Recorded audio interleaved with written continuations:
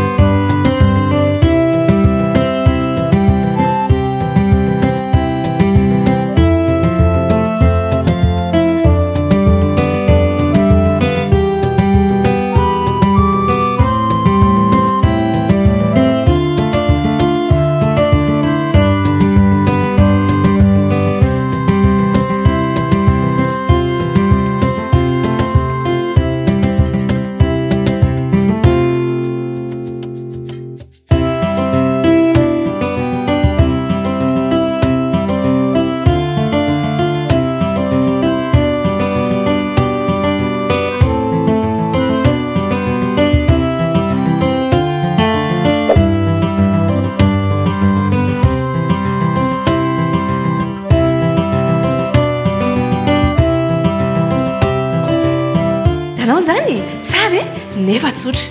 ampiaro ary raha tianao dia azadiny ny mipartage ny j'aime ny misabone ny tsy haiko tsony fa be dia be no zavatra ho arahanao eto amin'ny pejiny Malagasy TV